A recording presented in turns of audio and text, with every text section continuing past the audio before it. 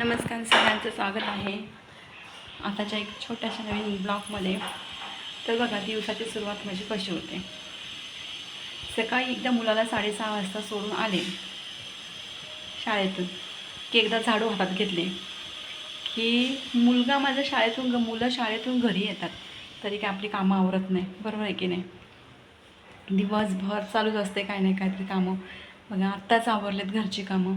तर सकाळी त्याला सोडून आले, झाडू मारलं पहिलं, त्याच्यानंतर थोडासा चहा घेतला, एक लाडू घेतला, अंघोळीला पाणी ठेवलं, अंघोळ केली, कपडे धुतले, त्याच्यानंतर स्वयंपाकाची तयारी केली.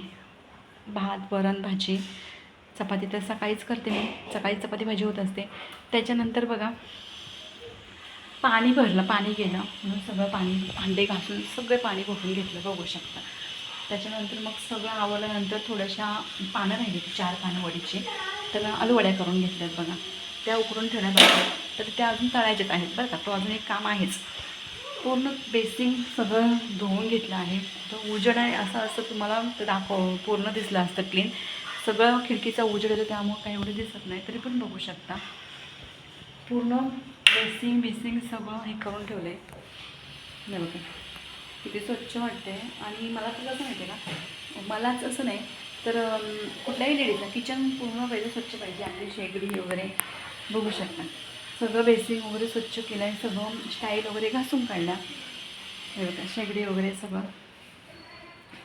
आणि म्हटलं फरशी पुसलीच होती, फरशी सकाळी झाडू मारून त्याच्यानंतर फरशी पुसली, परत झाडू मारत असते मी कुठं काय घाण राहिली तर. परत आता सगळी कामं आवरल्यानंतर परत एकदा आता झाडू मारून घेतली. सगळे कपडे वगैरे वाळलेले असतात त्यांच्या घड्या वगैरे मारून ठेवत असते. त्याच्यानंतर मुलगी उठते, मुलगी अगोदरच उठते. तिला मी उठल्यानंतर तिला आंघोळ वगैरे घालते. तिला चांगली आज घासून वगैरे काढली, कारण की दररोज घाई असते. ये इकडे वाळा. मग दररोज मी माझ्या मुलांकडे जास्त लक्ष देत असते. हे बघा, हिने काय अवतार करून ठेवलं बघा. हिला चांगली मस्तपैकी टिकली बिकली लावून चांगली मस्तपैकी छान नटवली होती. पण हिने बघा माझी कामं आवरेपर्यंत हिचा अवतार बघा काय करून घेतला आहे बरं का. बघितलं का.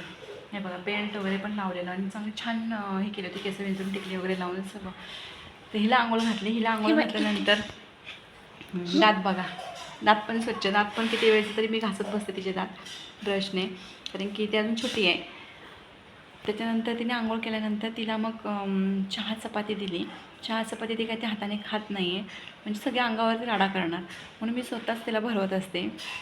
तर चपाती खाल्ली तिने आणि मी माझ्या कामाला सुरुवात केली, आहे की नाही. आंघोळ केल्यानंतर प्रथम पहिली देवपूजा करून घेतली. तर बघू शकता हे बघा. आणि देवपूजा मला असं आहे, देवपूजा केल्यानंतर मला खूप असं प्रसन्न वाटतं.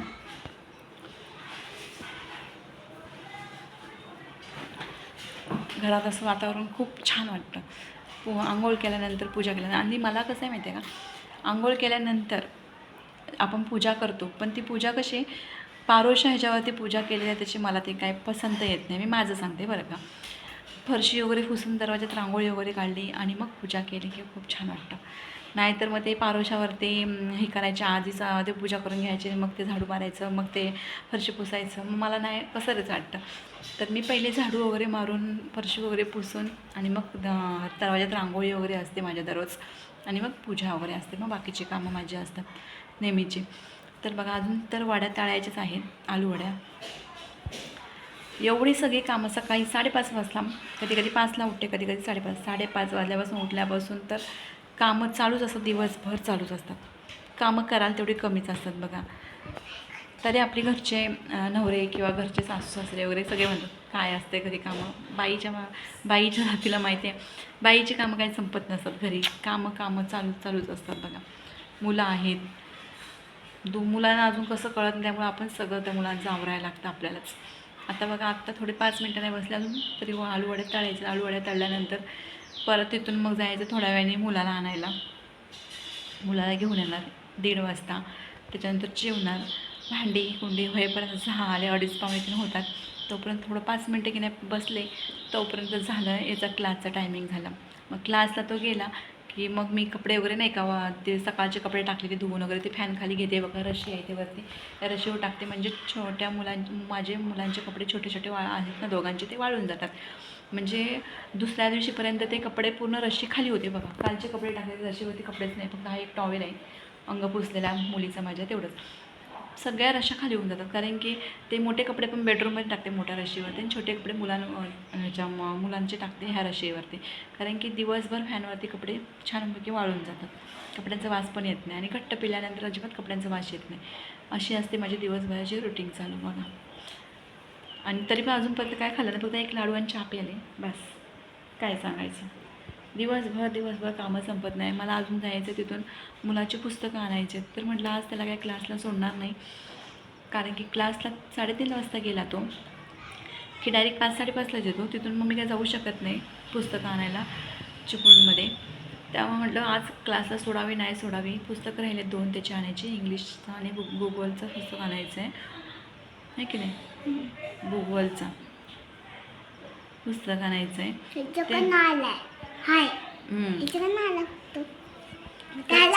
सगळ्यांना बाय बाय. त्याच्यामुळे माझ्याकडे लक्ष द्यायला वेळ भेटत नाही बघा. ह्या असल्या दिवसभराच्या धावपळीत मला स्वतःकडे वेळ देता येत नाही. बाय सगळ्यांना.